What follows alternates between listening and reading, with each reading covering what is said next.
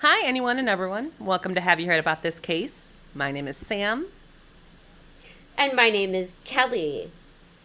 and today I'm going to bring you a case that I heard of a few years ago, and it truly just blew my mind.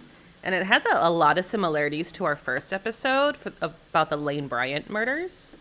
But before we Oh, go too deep into that, and I give you too many details, what's our question for today? yes. Okay. The question for today is purposefully separate from this case and just interesting because our co host Sam doesn't brag enough about herself. Oh, no. And we need to acknowledge that co host Sam has done a ton of jobs. She has done everything and I've is had a lot of knowledgeable in jobs in my life. You've had so many jobs and you're knowledgeable in so many areas. What was your first job or your favorite job? Pick one of those two. First Oh, or favorite? goodness. That's a really hard question to answer. Well, I think we've discussed this a little bit before with my first job. I worked at an ice cream shop in my hometown when I was Yes. 14. Yeah. We Um, did talk about that. That's why I said like maybe favorite too, because yeah, we I'm trying did to think talk a of little bit about that. favorite because I've had so many jobs. One really random job that I really enjoyed. I grew up in an area that has a lot of tourism, and it's middle of the woods, so it's a lot of like cabins and things. So I worked with a Hmm. resort cleaning cabins, and it was for Interesting. like a couple hours on Saturday mornings, and I got paid really well, and it was just like really relaxing cleaning. That's all Oh, this job was. so you just went in and like made up the rooms in for the cabin guests? Yeah, I would change out all of the laundry and then vacuum and like clean the counters in Ooh, the kitchen and the bathrooms. And it was just like you did it alone. You just get your headphones on, and for like yeah. 3 to 4 hours on a Saturday morning, you just go in and clean. Yeah. And I got paid See, really well. yeah, and I bet you know how to fold a mean hospital corner on your bed.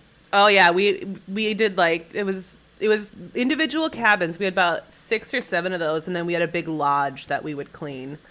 So I was I Ooh. was I was doing a lot, but I Yeah, that's a enjoyed that lot. job. It was just like quiet, beautiful Wisconsin Northwoods mornings. You got all the windows open in all the Mm-hmm. cabins, and it was right on a lake. It was great. Mm-hmm. Oh, wow. Oh, that sounds awesome. What about one of your favorite jobs? Okay, so favorite. My first is funnier, but it's stupid. I was a face painter at an Arby's in my town. Made Still no still just blows my sense. mind. Why do they have face painters? Yeah, I'm telling this story, Sam. You already knew this about me. I'm telling this story to God and everyone. That yes, I was a face painter at Arby's. They decided I would come in every Saturday and paint children's faces. I don't know why. And eventually they were like, "You have to clean the dining room," because I'm just sitting back there because nobody is like, I should go to Arby's to get my face painted. Exactly. Was And that like my an favorite event job, thing, or was it oh, that was like that was your it's job? it started as an event thing. I was trying to get volunteer hours to get into the National Honor Society, which I still didn't get into, so they Oh can no. go.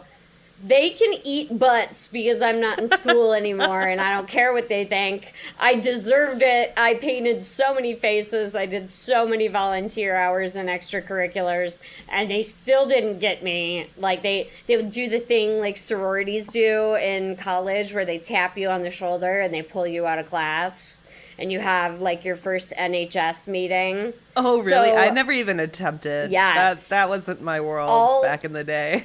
all all of that face painting, all of that was fully to further my chance of getting into National Honor Society, and it didn't even matter. It I sat at the back of that Arby's for so long. I started reading, and they told me I couldn't read in the back because it.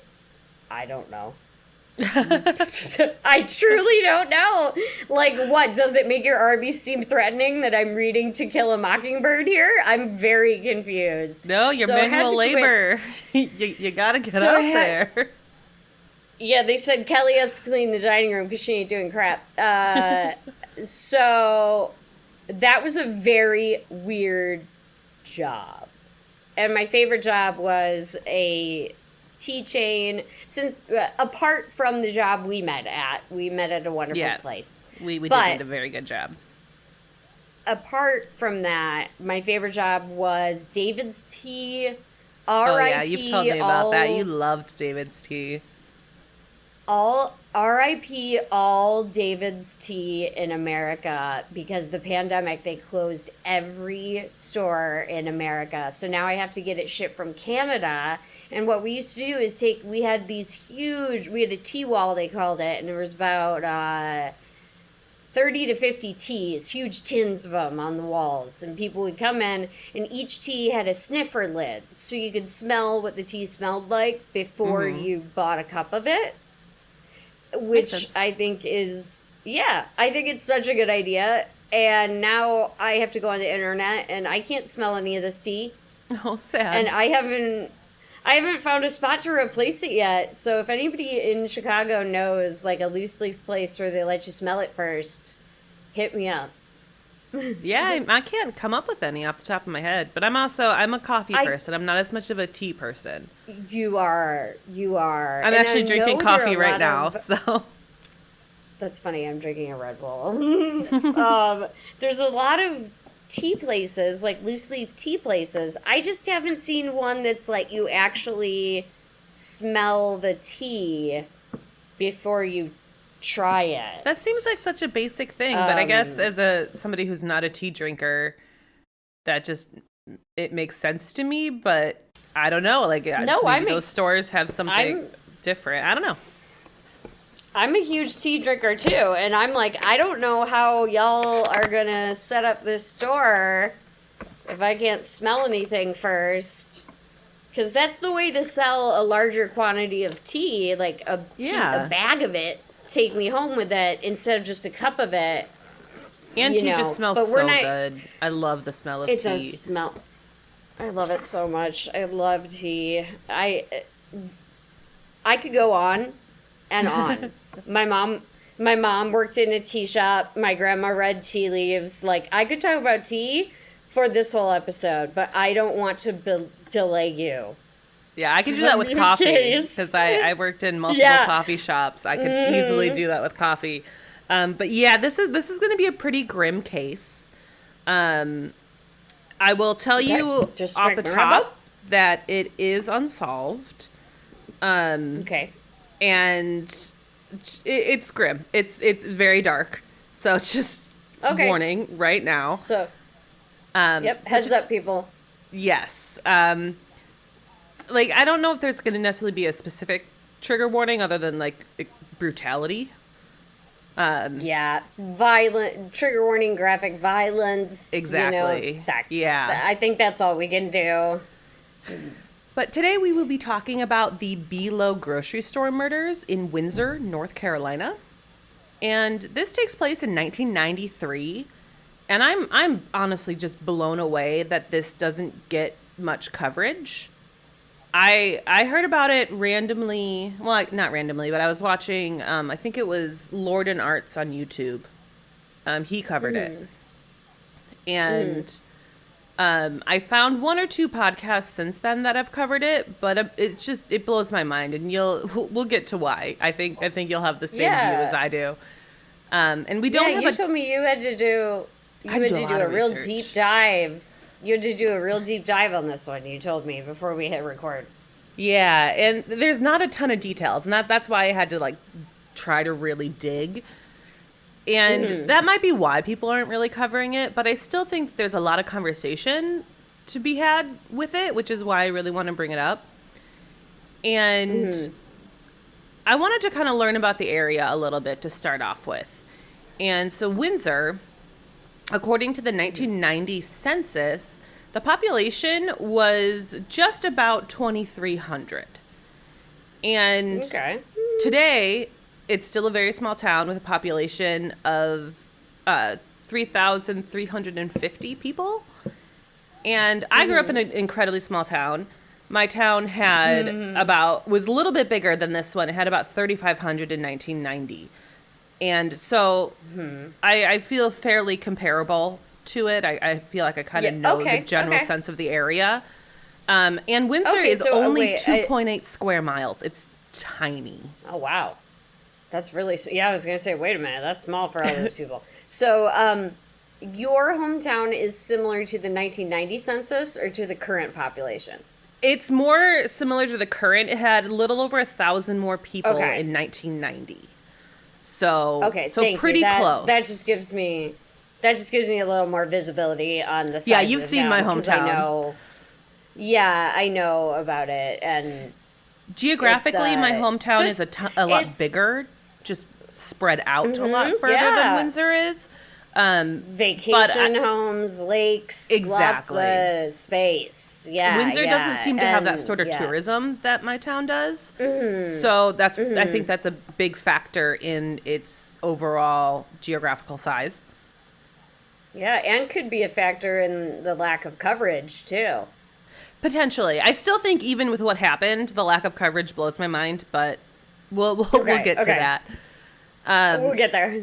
So we'll be focusing the story on the Below grocery store in this town, Windsor. And I wanted to, again, try to check out what this store was. I believe it was locally owned. I don't think it was a chain.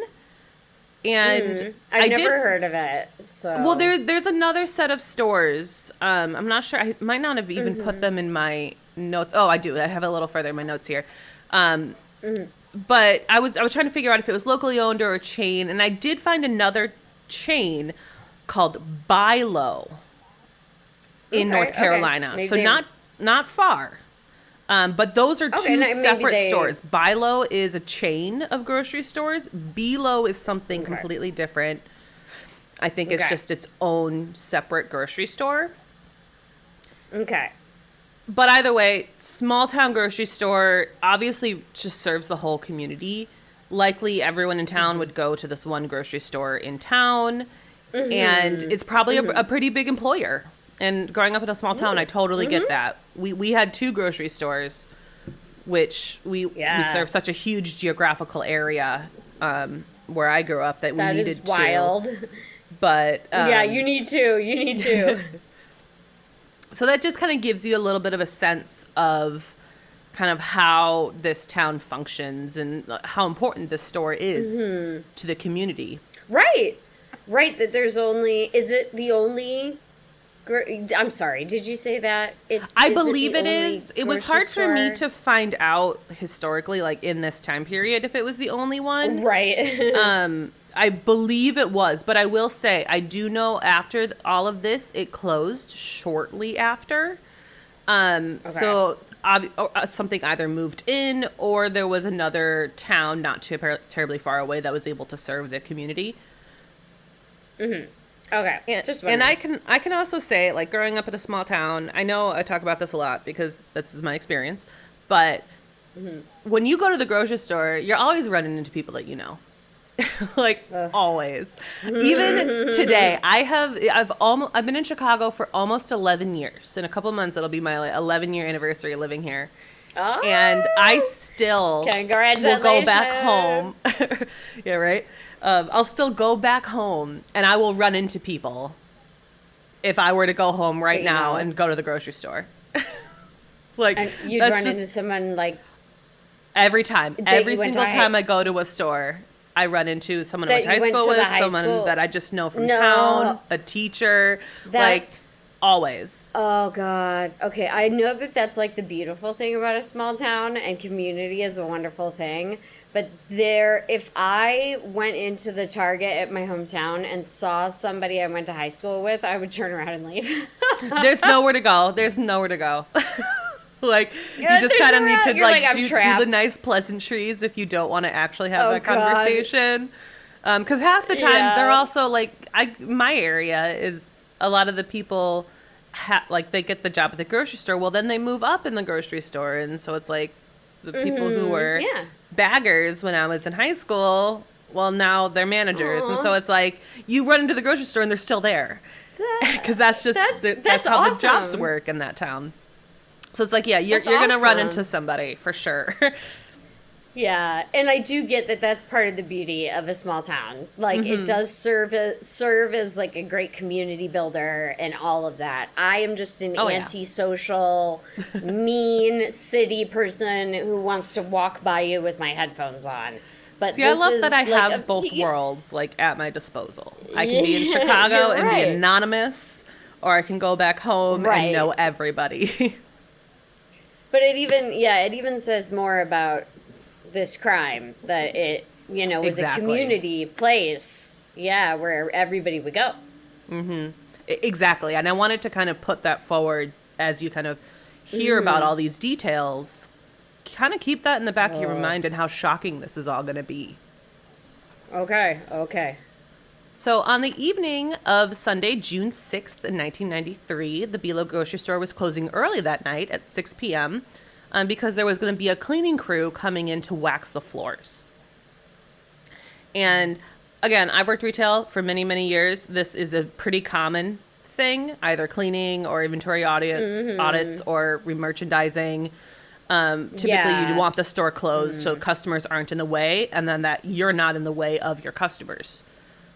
So this is a very common thing. I've been through this a lot in my, as you brought up, many different jobs I've had in my life. Yeah, and me too. I worked retail for a while. A lot of the time you got to just close early, lock those doors, and then change everything on that floor. And you're right, you don't want to be in the way of the customer, and the customer in your way, well, you have a giant rack of anything.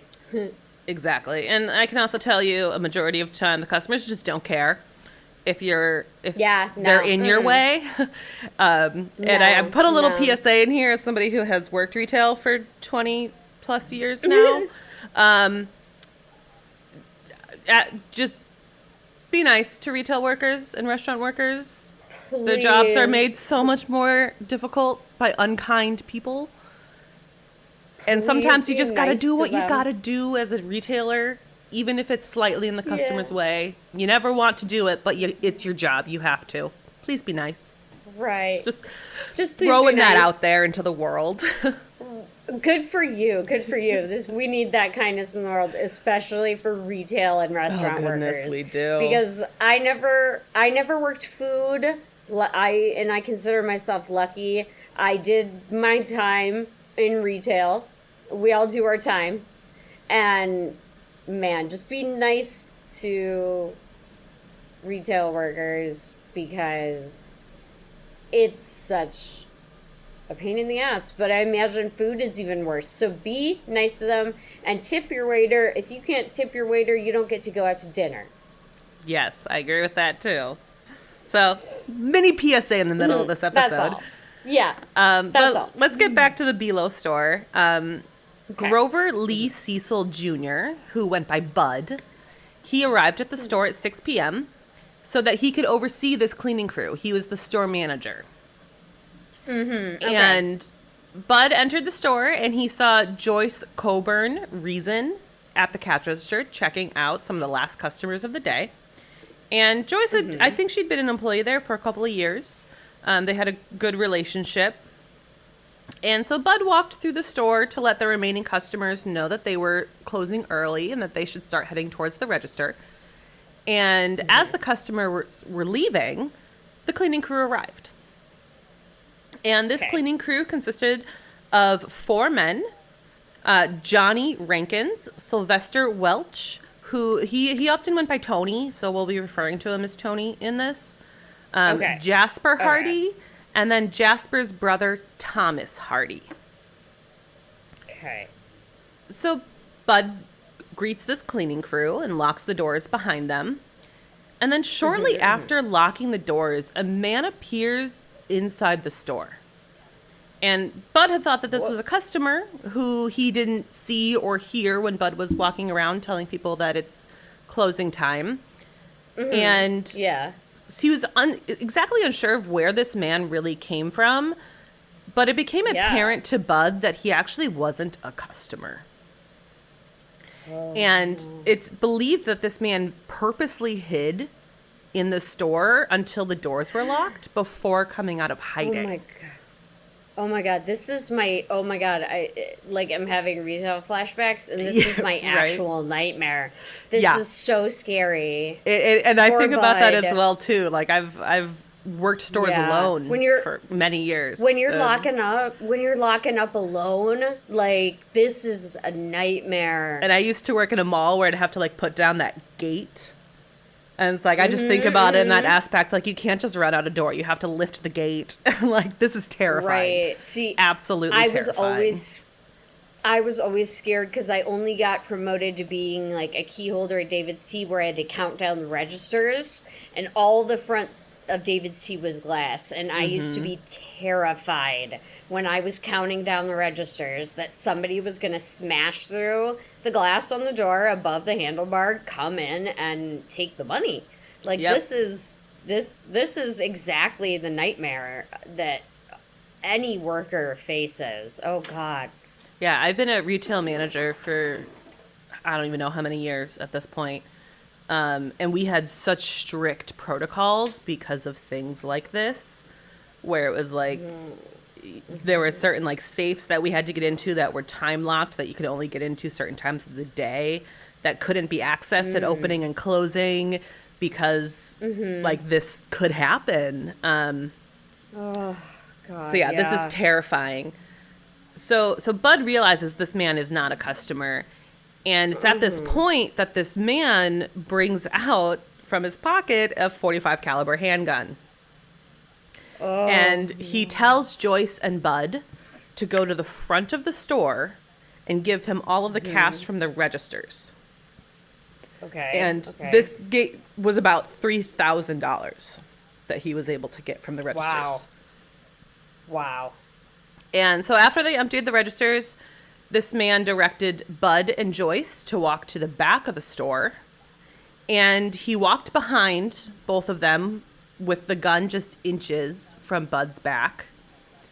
And Oh. on their way to the back, so Jasper, one of the cleaning crew members, saw Bud and Joyce walking to the back of the store with this stranger.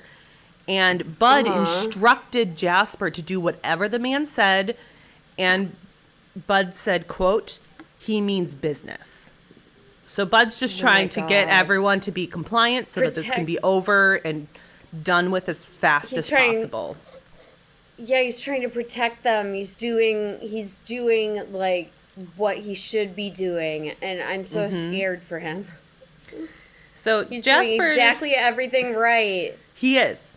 Bud's really trying to protect the crew, everyone who's there. He knows if you are compliant, you are more likely to walk away unscathed.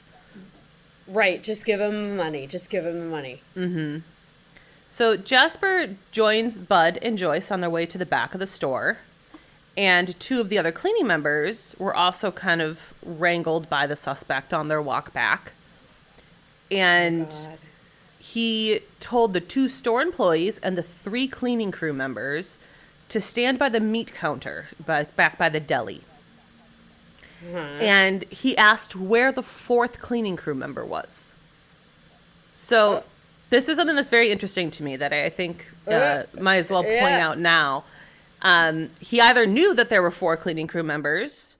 They knew that that was planned to be in the store that night, and that there would be two store employees at the time, which makes me wonder if he potentially any of them had a connection to this man, or if he was in the store observing long enough to see all of these people in there and he knew because of that. Yes, that is as soon as you said that he said where was the fourth cleaning crew member, that's the first thing I thought. Like, oh my gosh, he knew. He had to have That known in some way. And there's a few different ways he could have known. In some way. Exactly. How did he know? And so while he was walking his hostages back to the deli in the back of the store, he made sure to go down a very specific aisle while doing this. And it was the pet aisle. And while doing this, he grabbed a few leashes off the shelves And then they just kept walking back to the meat counter. And he forced each employee to tie up the other one at gunpoint, one by one, using dog leashes and some tape that he brought along. Oh my God. Oh my So God. that, I had he to clearly wait. had that plan to go down that aisle to I- grab these leashes. Wow. And he knew which aisle, too. he But had- probably he- been lurking. He had probably been lurking in there. Yeah, and I'm not entirely Before sure how closing. large this store was. I've seen pictures of the exterior, and it doesn't look tiny. I think if you have a pet aisle, I think you're usually a pretty big store because with not Arthur, necessarily. I'm usually looking for a dog or pet aisle, and if there's no dog or pet aisle, I consider it like a smaller store. But I think it really depends on kind of what else is available in the community. I actually had friends what growing up demand. in a town that was not, it was close to mine, but it wasn't my town. I had friends who their parents owned the one grocery store in town. And it was very small. It was a whole lot smaller than any grocery store here. It was kind of I'm trying to think of like a good comparison. It's hard to it's probably the size of like a really large retail store. Yeah. But like they had it's pet stuff, they had like horrifying. anything that was the town really needed. Yeah. It's just horrifying that, like, he forced them to tie each other with dog leashes, because if you guys don't have a dog, those things are indestructible. Like, it doesn't They're even meant to matter be like which pulled leash he- and yeah. Exactly. It doesn't matter which leash he even grabbed. Even if he grabbed a leash for my dog Arthur is medium-sized dog. He's about 25 pounds, and you could still grab his leash and you couldn't break it. It would resist pulling of any kind. Exactly. And it would be like especially if it was tied. Once it's like tied, that thing still has a knot in it that I can't get out. Right. So that is very, very, very scary. It's terrifying. And through so scary. all of this suspect was very calm. He came in, he clearly seemed to have a plan, and he didn't veer from it. He knew what he wanted. He knew that he wanted to ask for that money first and then walk everyone back to the back end of the store by the deli.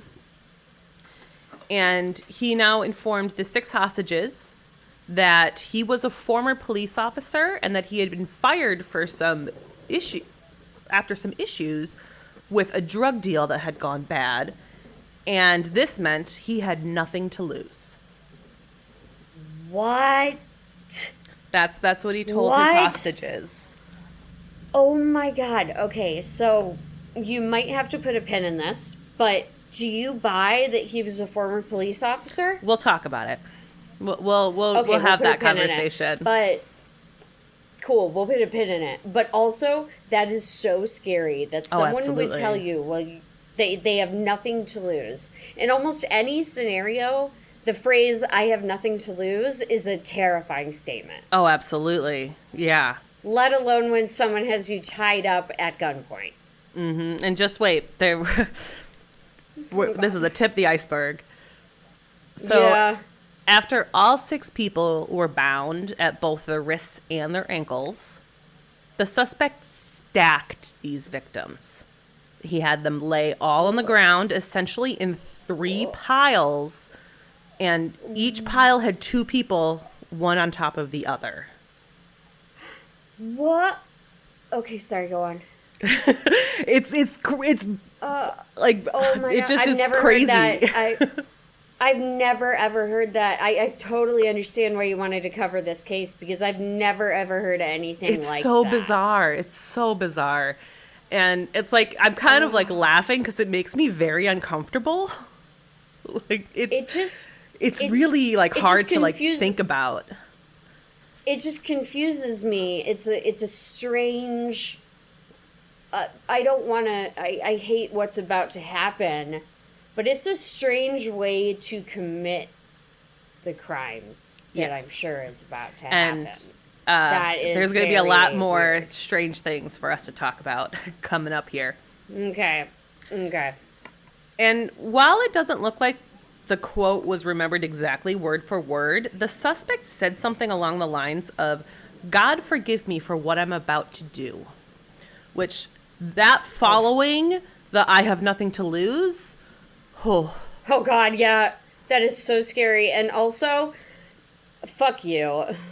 yeah. Fuck you. I'm sorry. Like, that is, stop shielding yourself with your religion for doing horrible things. That Oh, is it's gonna get so, worse. It's gonna get worse. oh no.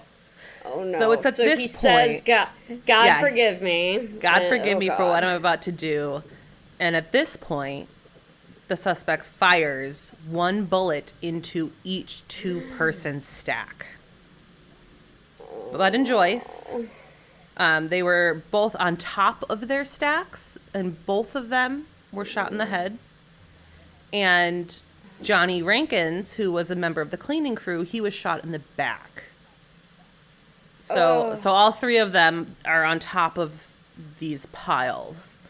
And Tony Right. So Welch, because there's two people in each pile. exactly. So there's three piles, and he shot into the head in one pile, Into two and then piles. into the back, into two. Okay. Yeah. And then into the back of the third pile. Oh my Exactly. And Tony Welch Sorry, go was on. on the bottom of one of these stacks, and I'm not sure which one. All I really know for sure is who was on top of each pile. God. Right. But he was injured with one of the bullets that fully passed through the person on top of his pile. So we Oh, have God. four injuries now. Two people shot in the head, and one person shot in the back, and then One- someone, and Tony, who I don't know exactly where the bullet Who's underneath. penetrated him, but it Mm-hmm. went through the person who was on top of him. I'm assuming, this is just strictly my assumption, but I'm assuming it was Johnny, since he was shot in the back. That Oh, could okay, have so been yeah. Tony underneath him, but I don't know. That's my own speculation. Yeah. Oh my God. Like, that is horrifying. This is horrifying. It If you really were one is. of the people, if I don't know what's to come, but I am only coming from my knowledge of what I have right now, which is if I were on the bottom of one of these stacks and the person above me got shot in the head and I survived, I don't know if anyone survives because that bullet might just pass right on through. But we Yes, have that's at why I'm least not one sure injury. exactly who was on top of Tony, because it could have been Bud or Yeah. Joyce, and he could have a It graze just- wound on his head. I don't know. It's just it's horrifying to imagine the people on the bottom's experience, like being Oh, covered absolutely. in that person's blood and potentially brain matter, and like, oh God, it's so horrifying. And also, again, so weird, such a weird MO. It to is, and do we'll this talk to about people. it more in depth coming up here, because there's Yeah, some interesting okay. stuff that it's worth Okay. conversation, and that's why I'm surprised that this hasn't been Yes. talked about, because there's a lot of conversation that I think can be had from this crime. But it's not terribly clear exactly what happened during the fourth gunshot. Either the gun jammed, or the suspect ran out of bullets. Not entirely sure. And again, this suspect is Okay. remaining very calm through all of this. And this is the moment he started to see a little bit of frustration.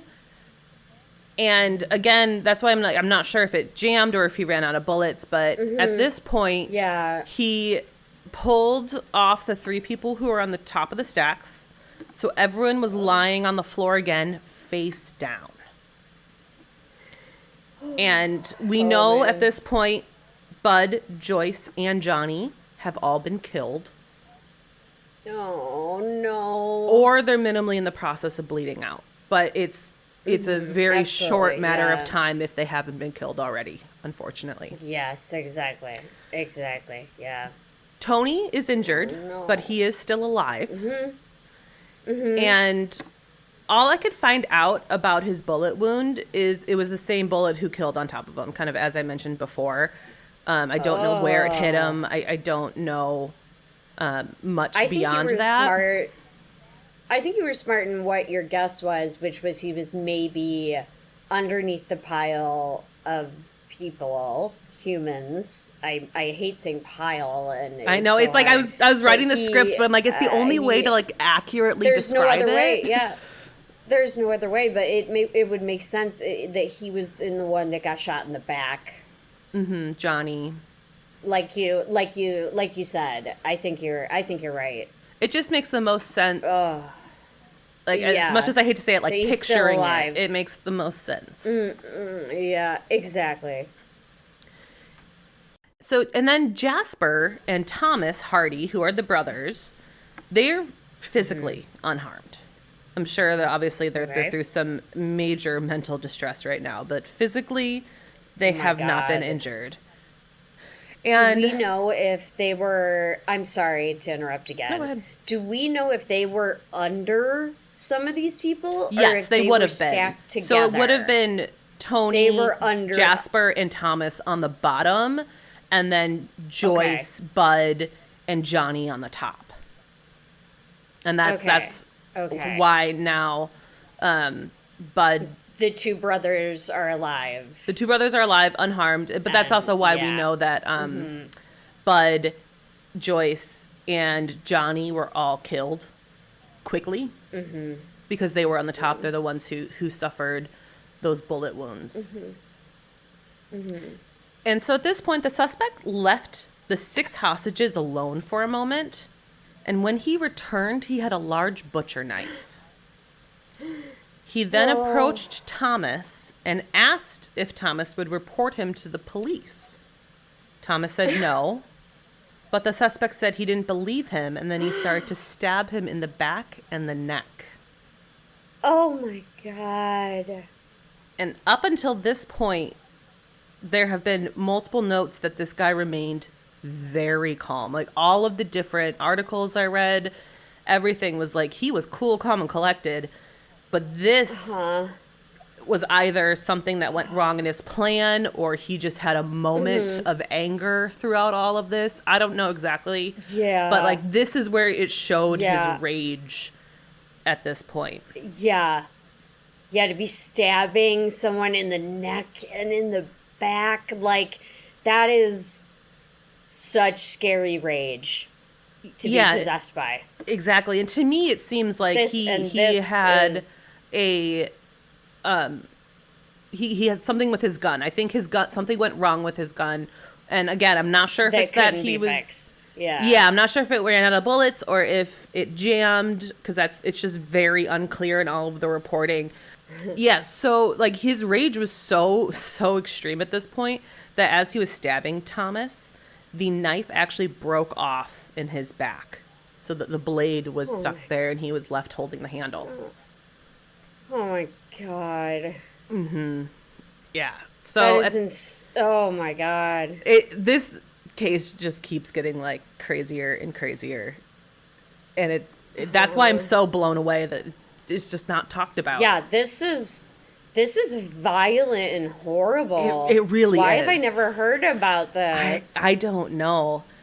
But at this point, he has no functioning gun. He broke the knife, and he still has one victim who was uninjured. And and that's Jasper. So Jasper just literally saw his brother being brutally stabbed after being asked if he would tell the police. Oh my God. So once the suspect turns... exactly. And once the suspect turns towards Jasper... He immediately said that he didn't get a great look at him because, remember, he's lying down, face down, and he's bound. Yeah. And he unfortunately doesn't have the ability to tell the police a whole lot. So it's like throughout all of this whole situation, he can say like, yes, this and this happened, but I can't give you the best description. But the suspect turns towards Jasper and says, quote, "I'm going to let you live, big man. You're going to be a hero." What the fuck? Yeah, it's terrifying. This sounds like it is a movie. This does? This really sounds does. like this sounds like you are describing the plot to me of a John Wick movie. Right? It does. This is insanity. And to tell this man, "Oh, you're going to be a hero," when it's like, motherfucker, you just violently stabbed my brother in front of me. I watched him. I don't know does he survive or did he bleed out? Well, we'll find out. Stabbing. Well, Okay. There's But more to it. Either way, he said you're going to be a hero when you just watch this dude stab your brother. Like, Yeah, fuck exactly. you, man. And so after he told Jasper this, he silently grabbed the money that he took from the registers, the handle of the broken knife, and the keys to the store, and he just left. Just calmly, collectedly grabbed stuff and just walked out the door. Like, as if he didn't just brutally attack his brother and shoot these other people in this truly horrific way. Yes, as if he didn't commit 5 brutal murders in the span of, like, it sounds like not that long. I don't know. Yeah, it sounds like minutes to me. Maybe 20 minutes max, but it doesn't sound like it was a long period of time. Which makes me feel a lot of feelings because I feel so bad for these victims, but I really hope it all happened really quickly. Mm-hmm. Because I can't imagine the suffering and the fear. Think about it too. We had our first episode. We talked about the Lane Bryant murders, and they're very different cases, but there's so many similarities with this that it's kind of mind blowing that there's 2 cases that are kind of like this. That were 15 years apart or so. That was, I think it was 2008 was Lane Bryant. And this is 93. So yeah, that's 15 years. Yeah. Yeah. So after the suspect left, Tony Welch, who was the one who was on the bottom of the stacks and was still shot, he was able to loosen the duct tape that was binding his hands and his feet. Because oh my gosh, I forgot about the... Yeah. Sorry, I forgot about the duct tape. I forgot he duct taped them too. Yeah, I don't know if he duct taped all of them, or if some had leashes and some had duct tape, or they all had both. I'm honestly not too sure. Wow. But it doesn't really matter. It's still scary. Exactly.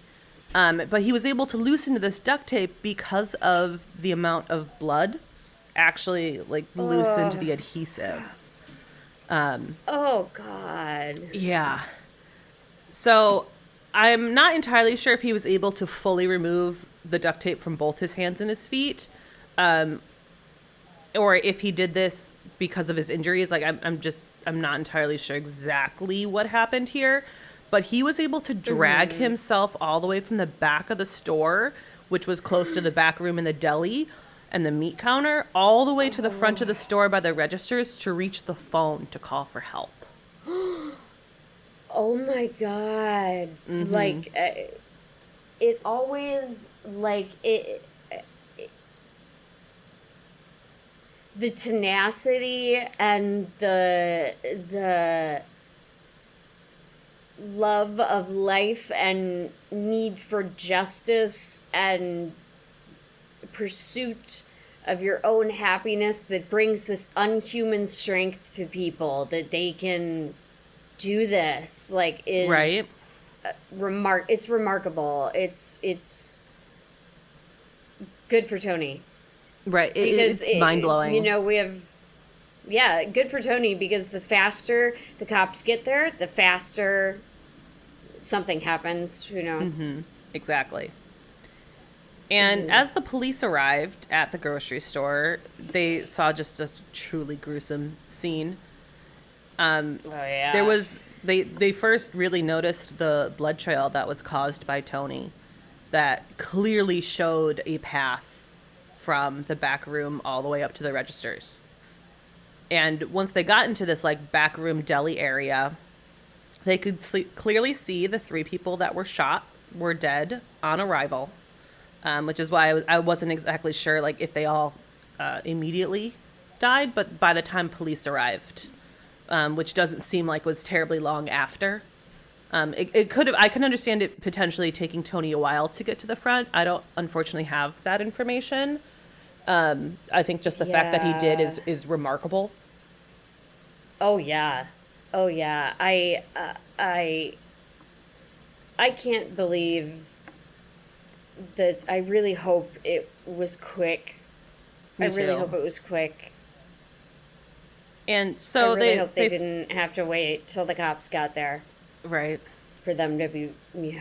Oh, sorry. I feel like I really bonded with like just this guy nicknamed Bud, Right. who just worked at the grocery store. Like I liked Bud. I wanted Bud, like, but I knew what was happening, what was going to happen, and Yeah, I've I watched still a hate it. I handful of still. news clips with Bud's daughter, and it Oh. breaks your heart. It really breaks your heart seeing some of that, because she was quite young when this all Oh happened, and so no. it was what 30 years this last year. This last June was Yes. 30 Yeah, because years. I'm old. Right. Yeah, I'm old. 93 will be 30 years. Yeah, so they did a lot of local news coverage for the 30-year anniversary of these deaths, and they interviewed her. So she was on the news quite a bit this last summer Wow. discussing it, How brave. How brave right? of her. And so Bud, Joyce, and Johnny are pronounced dead on arrival. And as we know, they were the three that were shot on top of the stacks. And even though Thomas was very brutally stabbed multiple times and the knife had broken off in his back, he was still alive when police arrived. So Oh. Tony and Thomas were immediately rushed to the hospital in critical condition. Okay. Okay. Okay. So Thomas is in critical condition as well. Yes, Okay. and I'll Yes. tell And you right okay. now, Sorry. Tony and Thomas the T names survived. are. I will tell Oh. you that Okay. right now. So and then And along with Tony- Jasper, who's uninjured. And Tony is Jasper's brother, right? Thomas is Or Jasper's Thomas brother. is. Okay. Tony I'm is sorry, the T Sylvester, name- and T he name. goes by Tony. Sorry, the double T names were just throwing me off. Yes. But oh my god, I can't believe that Thomas even was still in critical condition. That's a miracle. Well, that's why I I think wonder that how I many think times. I think Tony was able to get to the front fairly quickly because Yeah, yeah. I think that it also kind of depends on exactly where Thomas was stabbed. I don't have that information. The knife being stuck in his back could have actually been what saved his life. That's definitely a Oh, yeah. possibility because if you pull a knife out of Wait, a wound, why do you think that way? Yeah. Oh, Um, okay. so What do you think? Tell me more about that. Sorry. Why do you? Yeah, you pull the. If you pulled the knife out of the wound, yeah, it would bleed more, and because Yeah. it broke off, the blade was still inside his back. exactly, and it Okay, could have I'm sorry. prevented excessive blood loss. Like obviously there still yes, is excessive yes. blood loss, but it could have been much more life threatening Right. if that blade was pulled out. So this is Right, me you're okay. pure speculation on my part. I'm just Okay. few things I know just- medically about this sort of stuff. That makes sense to me. What I didn't remember or understand was that even though that he broke the blade off, he had the blade handle in his hand, that the blade was still in there, of course. So Yep. that, you're right, it probably did stop some of the probably torrential bleeding. Oh god. Yeah. And during the investigation of the scene, fingerprints were taken. Unfortunately, I found no details about this. I imagine that has to be incredibly difficult at a place like a grocery store. Um, Yeah, so lots of prints. yeah, so I do know they took fingerprints. There might not be anything to do with them because who knows how many they would have gotten and from how many different people just shopping throughout the day. And people aren't cleaning those boxes and like everything on the shelves every day. Right.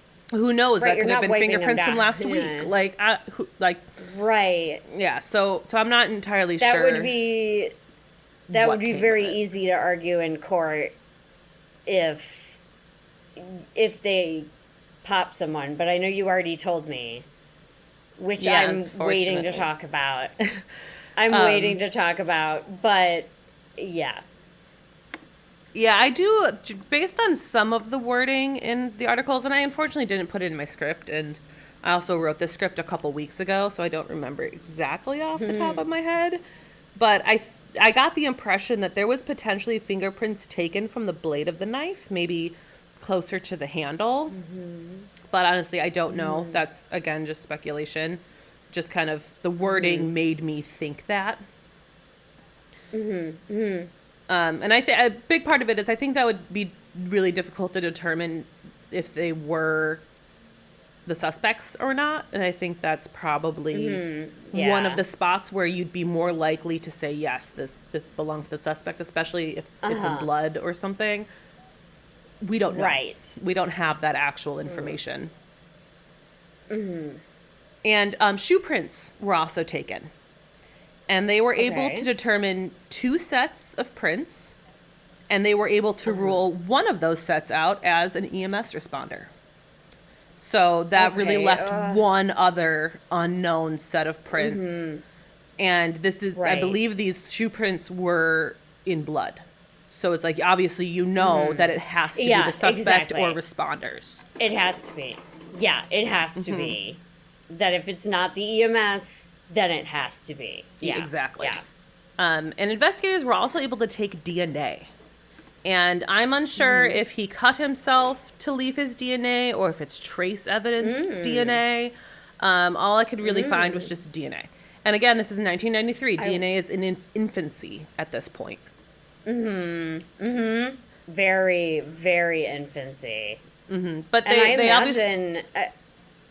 I get why they looked, though, because when that blade snapped, it could have caught him.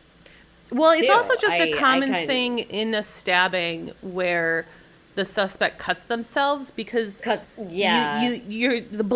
not just the blade that's going to get covered with blood, especially when you're using a large knife like a butcher knife.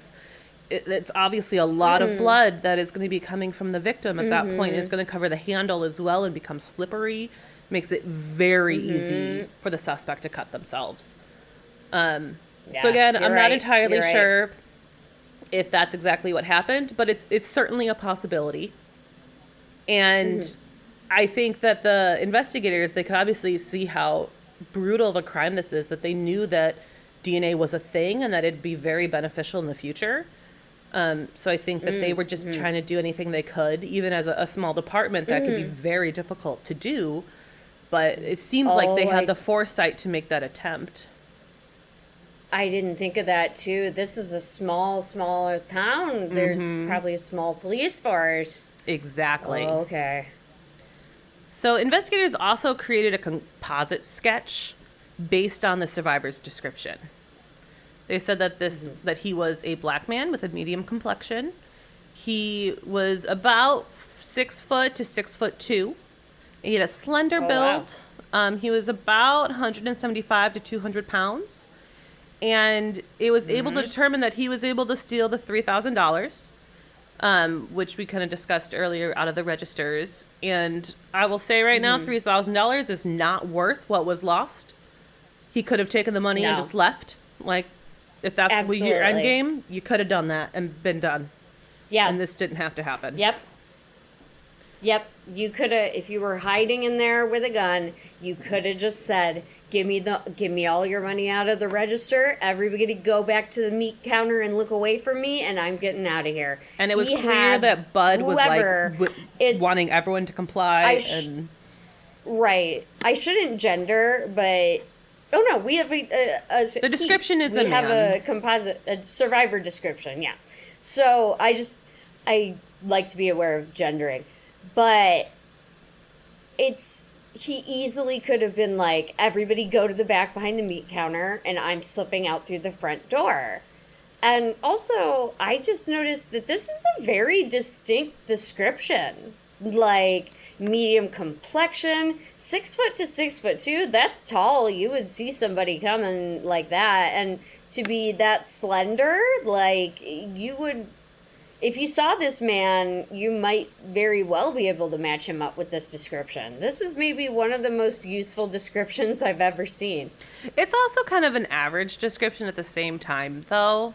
Like, the average men's height is what, between like 5'11" and 6'1", 6'2" is a typical, or maybe 5'10". I guess. And I guess 175 to 200 pounds is pretty normal, I think. See, well, because he said slender build. That's why I thought maybe 175 to 200 isn't common. Because, friends, I'm not familiar with the tall world. So for me, 6 foot to 6'2" sounds so tall to me. Because Adam's tall. Adam is tall. Adam is 6 foot tall. But I have to crane my head all the way back to look at him. So, like, anything above 6 foot, I'm like, that's a tall world. They don't, they can reach their cabinets. They don't know the struggle. And so that just seems tall to me. So you're right. This could be a really general. I think it's fairly general. Like, yes, it is good to have, like, all of those things, like, combined in a description, because that obviously just gives you more. But I think overall it's a fairly average description. And we'll put up the sketch on Instagram so that you all can see it as well. But once investigators started to question potential witnesses that were in the area of the Bilo grocery store, they said that they saw a white car drive down Route 17 going north. And the Route 17 is just very close to the grocery store. It kind of runs through the center of town there. And the car was driving away very fast, according to these witnesses. And it seemed like it was speeding away from the general area of the grocery store. So it's presumed that this likely was the getaway vehicle. Yeah. And it sounds like a couple different people saw this too. So I think that's also something really important to note. And these witnesses also noted that it had Maryland license plates. They didn't get a plate number, but they were able to get the state, which, having an out-of-state plate, that could be some big information. Absolutely. So good they got that. Yeah, and Maryland's only about 270 miles from Windsor. So it's a reasonable distance to travel in within a couple of hours. And this led a lot of journalists to debate the idea of an accomplice and a getaway driver. And the idea of accomplice would potentially be reinforced 3 months later. About 115 miles away. What? Oh, sorry. I was going to say, okay, thank you. I'm going to put a pin in my questions then. Well, we're almost done with like the facts. We have a lot of discussion to do at the end of this, because we don't have a ton more beyond this. As we say, interesting. Right. And about 115 miles away in Raleigh, North Carolina, another grocery store was robbed and 2 employees were murdered. On the evening of September 19th in 1993, Michael Truelove, who was 20 years old, and John Ray, who was 27 years old, were shot in the back of the head when they were closing the Food Lion grocery store in Raleigh. Oh my gosh. Both 20 men, and 27. they were very young. Yeah. Both men were directed to the back of the store before they were shot.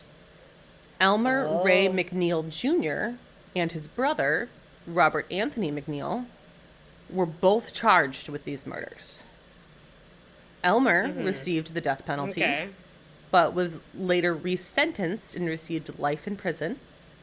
And his sentence was revised in 2009 after it was determined that his defense counsel failed to show evidence that he suffered from depression and physical and childhood sexual abuse. And also his brother was sentenced to life in prison. So Okay. they were able to fairly Okay, quickly I- determine that these two people were who committed these two murders. Do you know what Elmer's sentence was revised to? I don't. In I 2009? struggled to figure Okay. out a lot of these details. I found like a ton of articles that like touched on different pieces, but it just felt like things were missing Well, out of a lot of these if he articles. received the death penalty, then it was probably revised to something like life in prison, I would imagine. Yeah, I think what it was. I think Because they only was- couldn't prove that he was depressed and had physical and sexual child abuse. So he still killed these people, though. So Yeah, it was probably still, I like, think what something it was. akin to- I think it was 2009 when he was removed from death row, and he was, and then it was switched to life in prison at that point. Again, I wrote this a few weeks ago. I should have really brushed up on this. But No I worries. think it was I'm at that just point wondering. that he received life in prison in 2009. But previously, he Okay. was on death row with the death and sentence. death row in North Carolina ain't no joke either. Right. And so it was determined these two crimes were two separate incidences. No. Yes. Which is just Wanted them to be mind-blowing. related. Like 3 months Ugh, apart, it is very close to mind-blowing. each other. Like, just mind-blowing Same that this details, happened. like walk to the back of the store, shot in the head, like they were closing up the store. Oh, I wanted this to be Yeah. related. And- Even though you told me up front. Right. Elmer McNeil, he actually borrowed the firearm used in the Food Lion shooting shortly before the crime. So that means he wouldn't have had it for the other crime. Doesn't mean that you would have to use the same weapon, but just Yeah. interesting. And after the crime, he told multiple people that he was responsible for the murders. But he didn't mention anything about the Below murders. So he didn't brag to his friends about that one, but he did about the Food Lion murders. What an idiot. Yeah. Like, I'm glad you're caught. Dumbass. Dumbass, you deserve to be caught. Like, I mean, you deserve to be caught anyway, but like, just walking around telling people, like, Right. remember that 20-year-old and 27-year-old who were just getting ready to start their own lives? I murdered them. Isn't that cool? Like, what? Yeah, no, it's not cool, and I'm glad you got caught, man. Yeah, me too. So this investigation really just had to take a different turn and just go into a different direction. So investigators started to look at former police who had potentially been relieved from their duties and former military. And Okay. I don't believe any leads came from this. I couldn't find any. And one thing that seems off to investigators was his weapon choice. Suspect used a .45 caliber handgun Yes. when police they frequently go with a 9mm. So they're thinking like for some reason when you told me that it was a .45 caliber that he shot them with, I googled it on my phone on what a .45 caliber looks like. And like it just pinged for me as well. Like, that's a strange gun. And the description of it said like it'll get the job done, but it's mostly good for self-defense. And Yeah. it's not the official weapon of a police. Like it says, Exactly. it basically says it'll shoot, but it's more of a protection style gun. Yeah, and that's what makes it so interesting, because if he's saying he's a former cop, Right. it just seems odd that he would choose a 45 caliber. Like there's a whole lot to it. Yes. Like maybe he didn't have access to another type of gun. Like there could be so many different things with that. But it was just that's a kind of interesting thought process with it.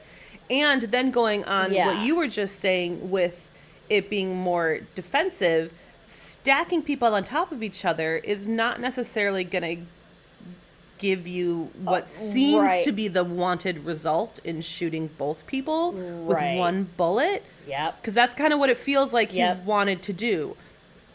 And that's just not the right weapon for that. And thankfully it's not, so that we could have some survivors here. But have these survivors. But yeah, you're totally right. Like that's the idea of like stacking them and then using a 45 caliber, that seems odd. And then I am happy that the police clocked like a former cop would have got a 9mm. Yeah. I'm really glad that the cops were like, I don't know, Joe. Well, this next part's also was kind of interesting with the idea of it potentially being a cop and like kind of really kind of pushing the narrative of like, we really don't think it is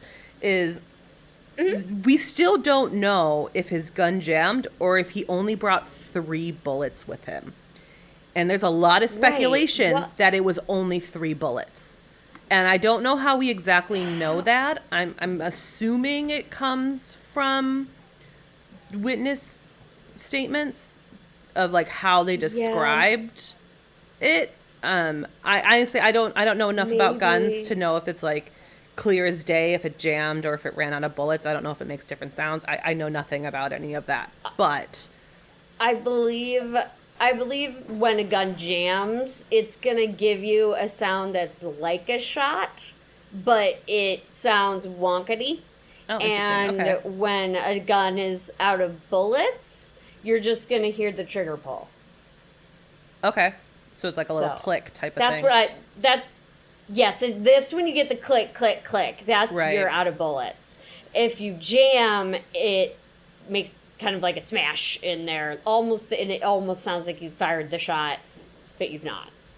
That's what I've come across in my research on guns. Again, I am not a gun aficionado or user at all. You know that if you've listened to this podcast. I only know that from working with a blank gun in theater. Right.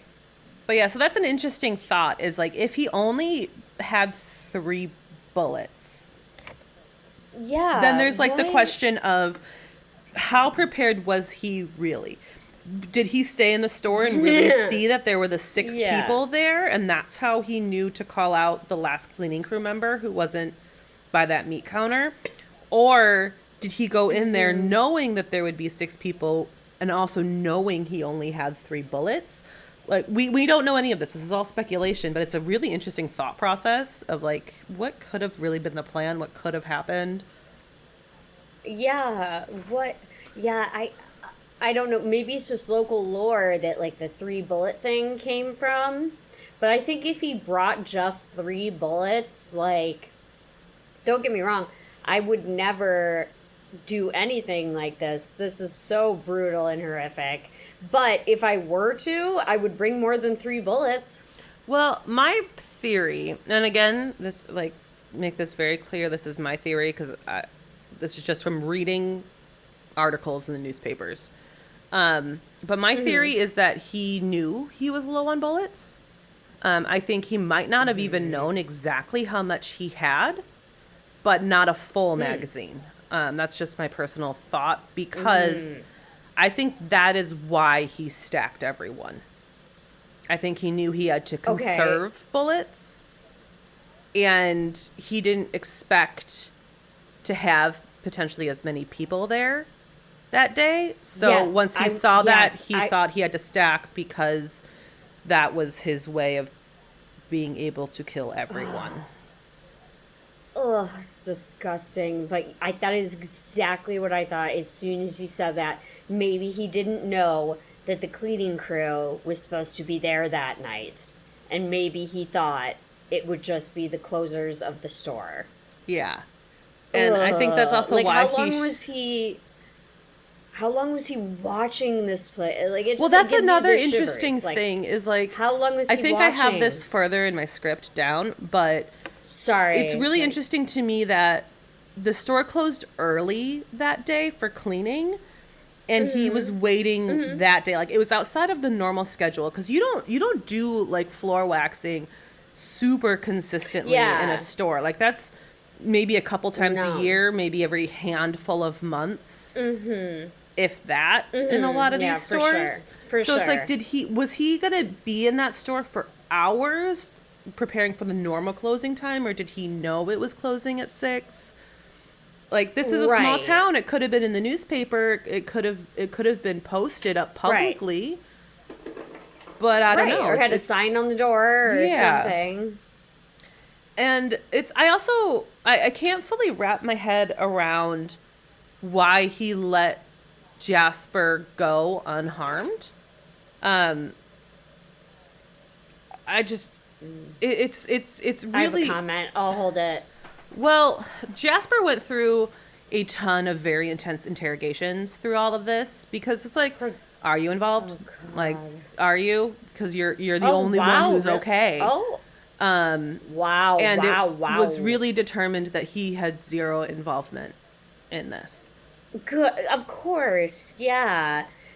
Stabbing his own brother. And also, though, I was going to say something that is a little dark and a little grim. And it's a little.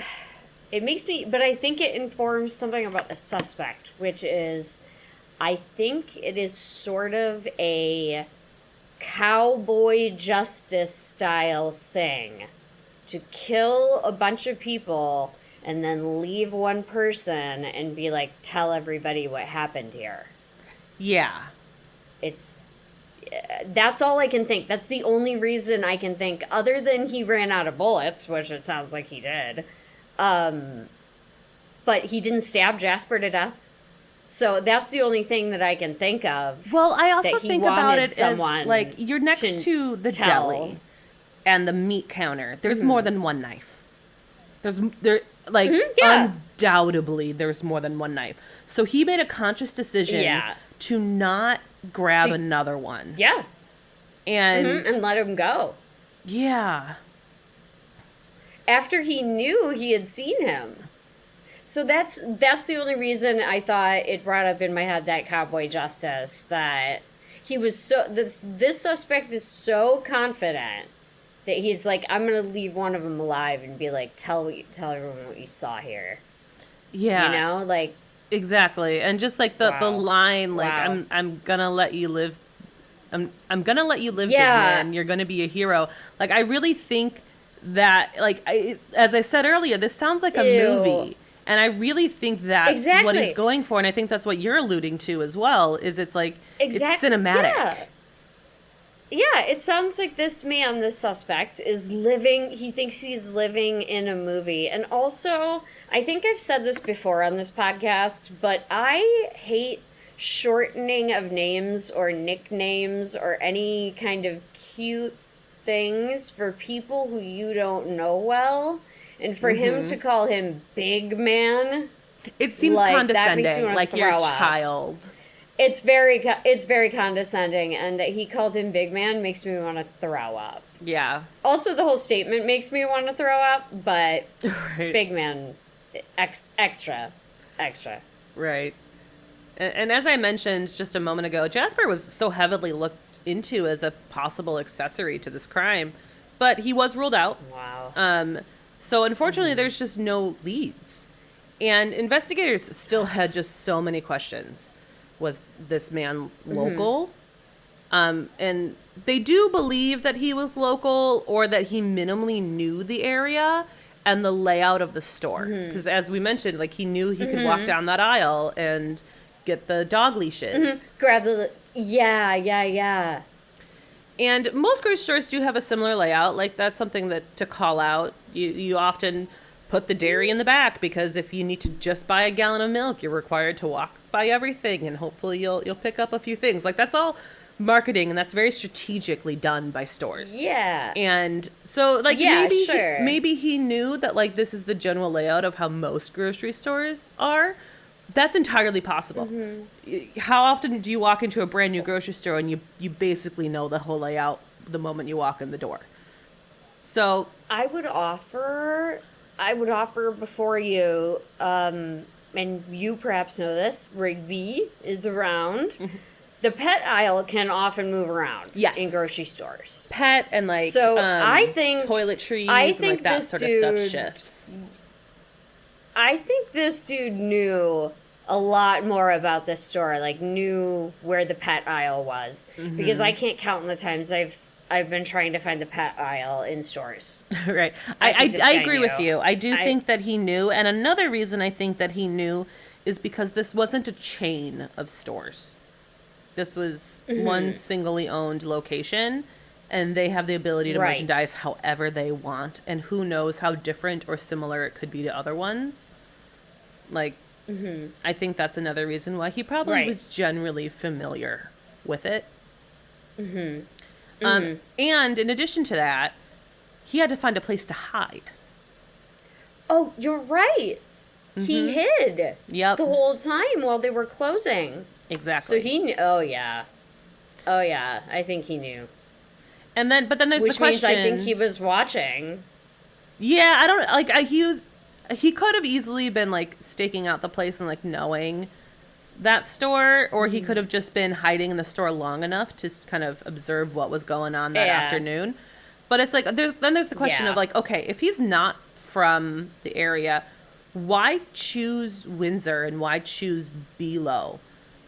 Like, I have no idea. There's a highway that is highly traveled that's not too far from there, so it easily could have been, like, a pit stop that this person would make. Like, let's just say that they're a trucker or something. Like, we have no proof of that, just speculation. But that could be a very easy, like, pit stop because it's not far off the highway. This is a really rural area. Could know it because of that and not be from the area. Entirely possible. And a pretty big theory that was going around the internet was that Windsor potentially was chosen because it has such a small police force and potential lack of resources. So that was a really interesting thing to me. I don't know for sure about that. I just saw that on, like, Reddit and a ton of message boards and stuff. But I think that's interesting, though. Yeah. I think that's compelling. I think that's compelling. Could be. Yeah, and that could coincide with the fact that he also didn't wear a mask and made the conscious decision to leave survivors. Like, he very well could know the store but not be familiar with the area and be familiar with the locals. Yeah, those two details are what blows. I mean, tons of stuff about this case blows my mind, but it blows my mind. This man was so confident and cool and calm and collected. He didn't even wear a mask, right? And he left someone alive like that.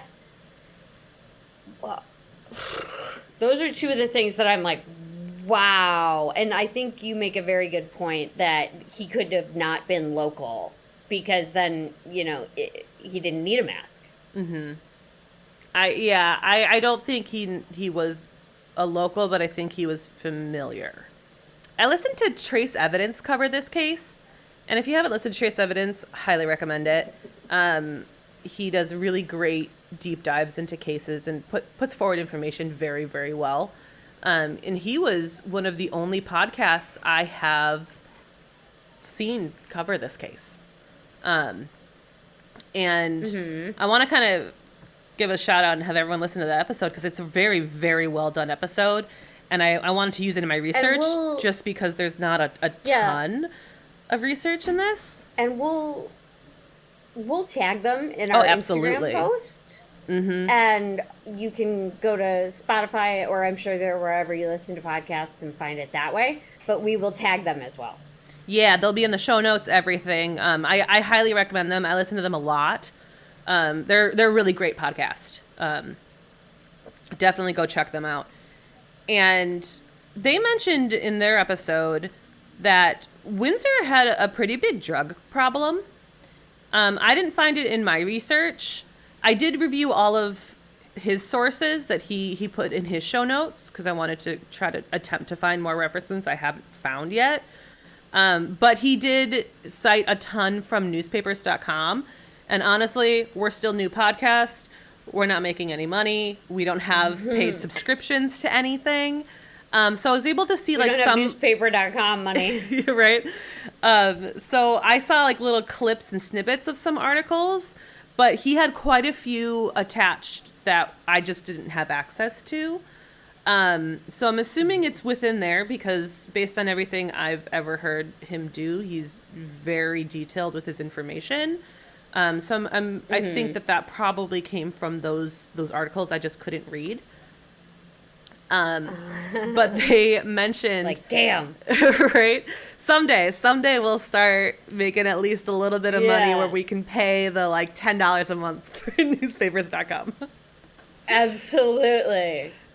But he mentioned in his episode a theory that the suspect could be angry with some of the recent crackdowns that were happening in the drug industry in that area. And that might be why he said he was a cop. So that was interesting to me because I kind of see where that's coming from. Like, I'm not sure if I fully buy into it, but I very much understand that line of thinking because apparently Windsor at that point had this drug issue and they were bringing in other departments and like ways to really crack down on this. And it sounds like they were doing a pretty good job with it.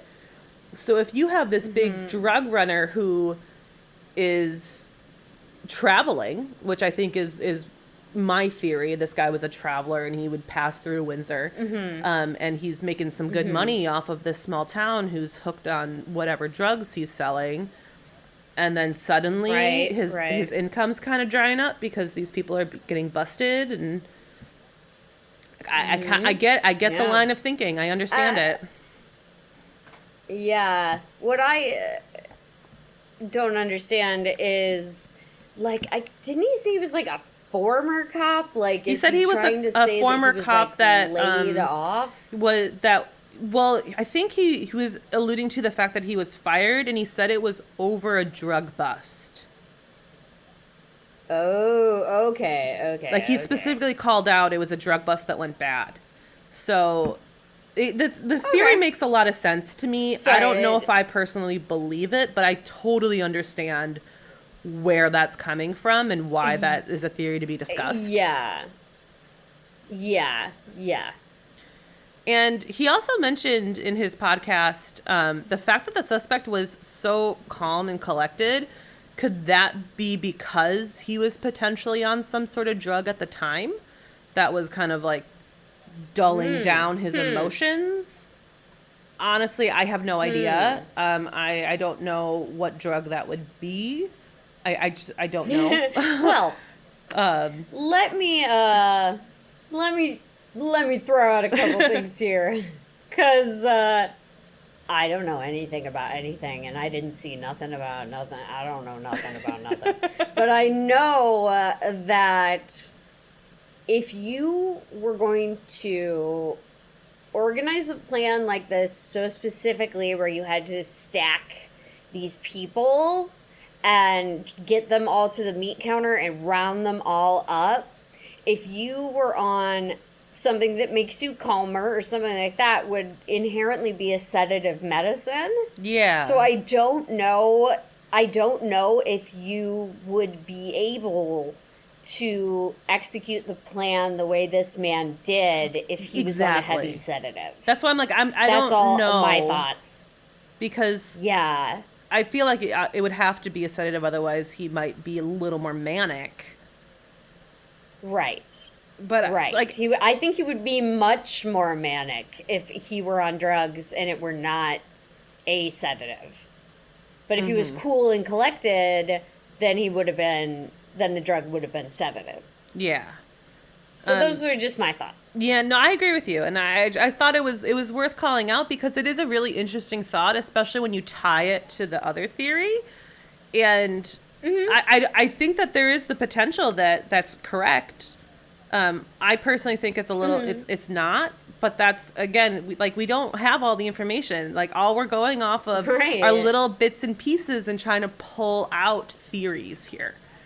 Right, absolutely. Yeah, and Trace Evidence also believes that there is an accomplice, and he believes that there was actually somebody in a Okay. getaway car. I don't know if I personally believe this, but I do think it is entirely possible. So Really? I do think it's possible, What?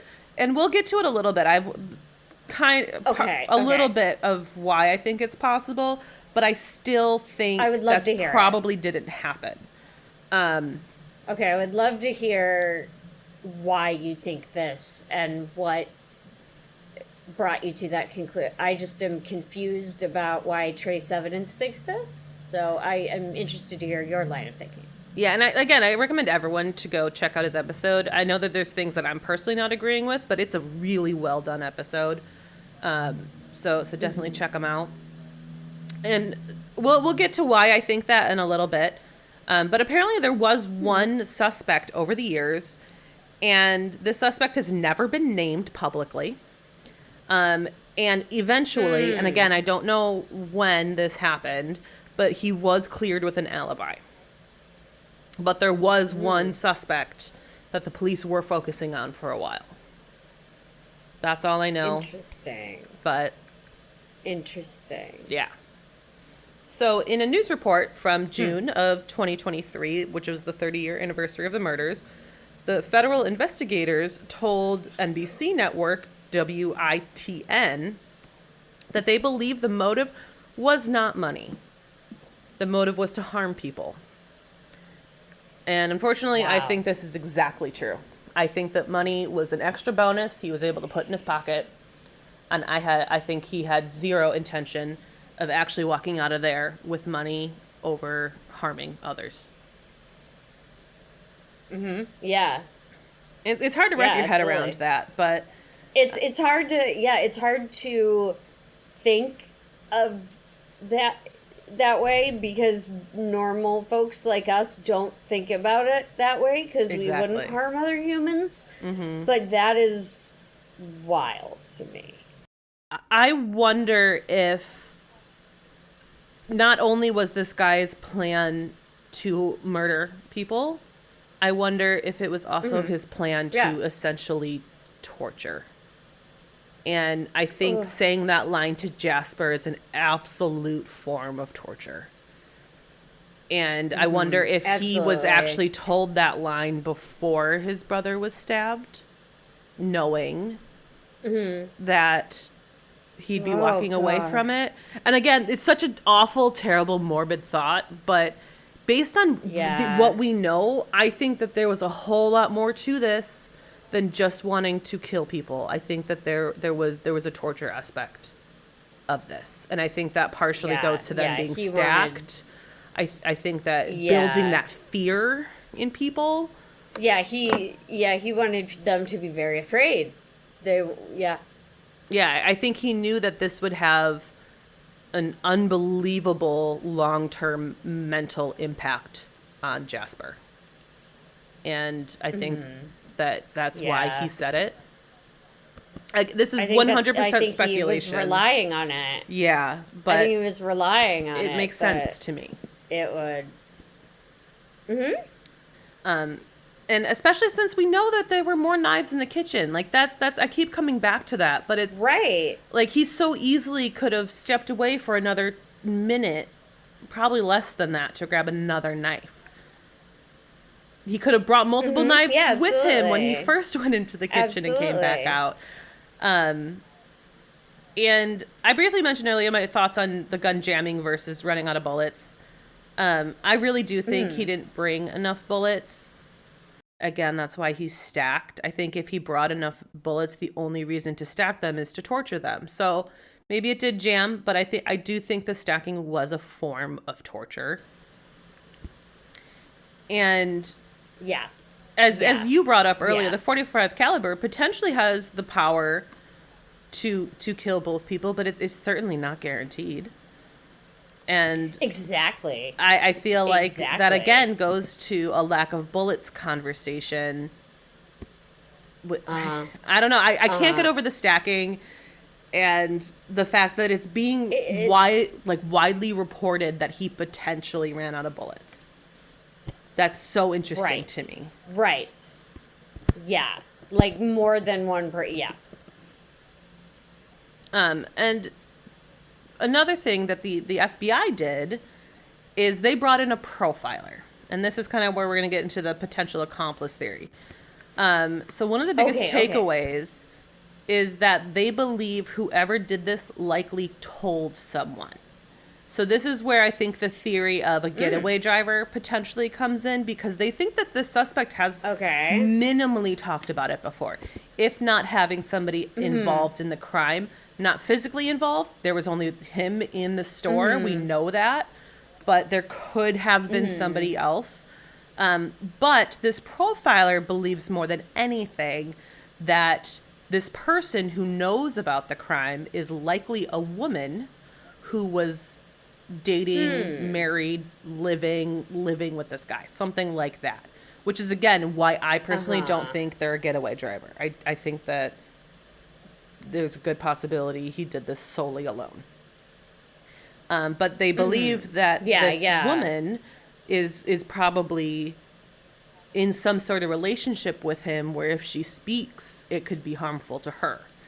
Um, Mhm. so really they're really pushing to try to encourage this woman to come forward. And again, profiling's not a perfect Mhm. science, but they obviously Yeah. are educated on a whole lot more than we are when it comes to Right. analyzing a criminal based on the crime scene.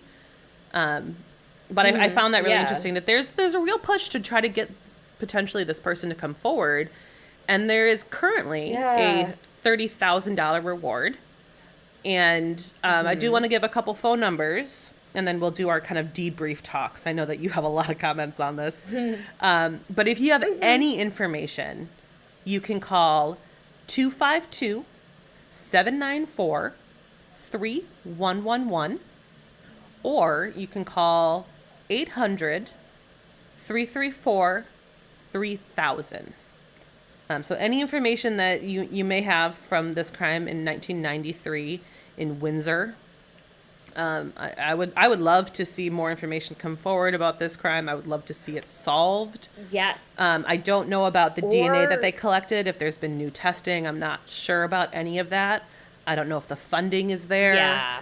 Um, I would Yeah. love to see some sort of resolution, and even just more people talking about it, because maybe if more people talking about it, more Yes. resolution can happen.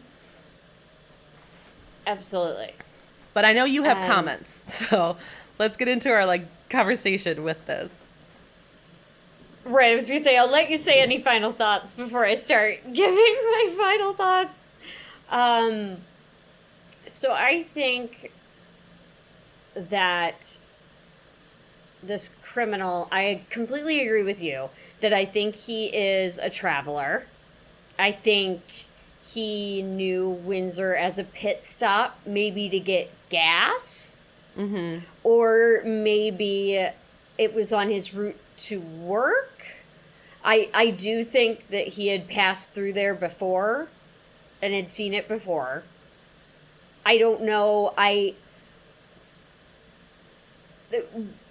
don't know how well he knew the store, but what gets me about how knowing the store is how he found a place to hide. Like Yeah. I don't know if there that was would imply that bathrooms or he knew. something he I could have don't gone know. into. I really don't know. I don't know if there was a Yeah, employee lounge or something, break room that he could have yeah, been in.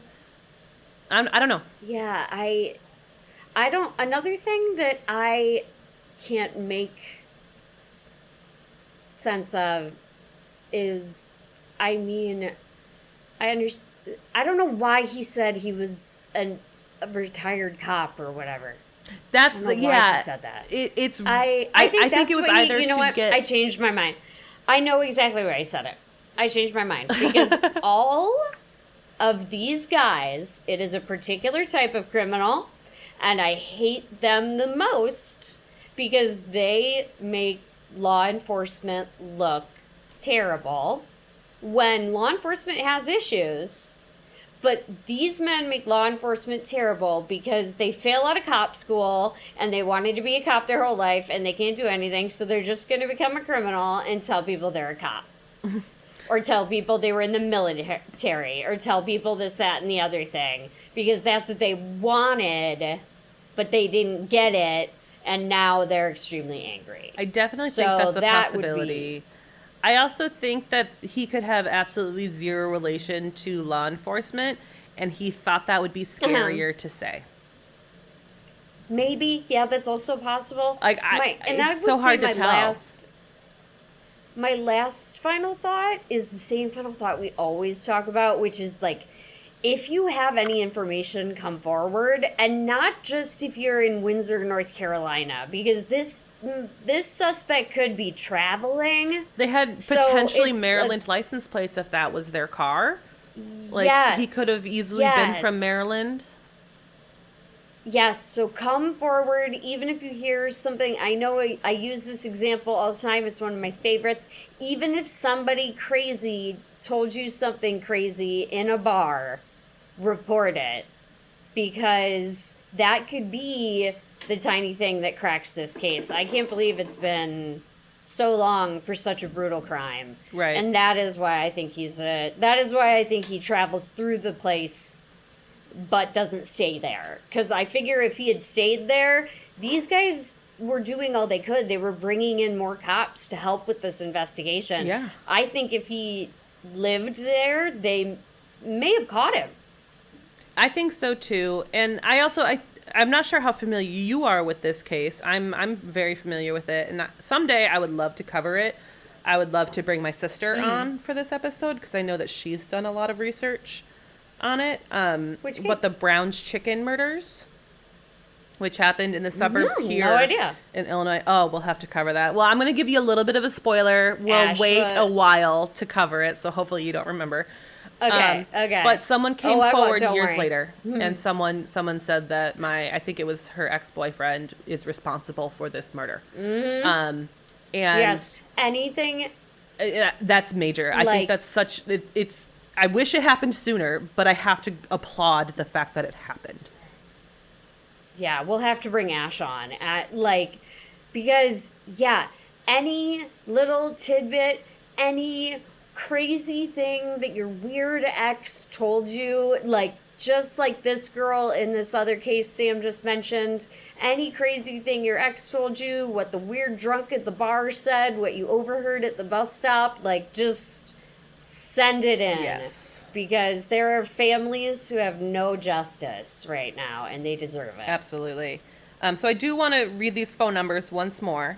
You can call 252-794-311 or 800-334-3000 to give information. Again, there is a $30,000 reward. But do you have any last little comments? Not from me. I said a lot today, I think, because I was just so shocked. It's a shocking by case. All the details, and you told me before that I would be, and I've been telling you this for weeks. I was. I had this case prepared a couple weeks ago, and I changed it. But I've been this has been in my back pocket for far too long of not being able to talk to you about it. Oh yeah. Oh, yeah. And I think I talked so much during this episode and during Final Thoughts that pretty much what I've said is just come forward if you do know anything. Yes. Please. Definitely. But thank you all for listening to Have You Heard About This Case? We hope you enjoyed this episode, and if you did, please leave us a review on Apple Podcasts. You can find us on Instagram at Have You Heard About This Case Pod, on TikTok at HYHATC, or you can email us at haveyouheardaboutThisCase@gmail.com. Thanks, and we'll talk to you later.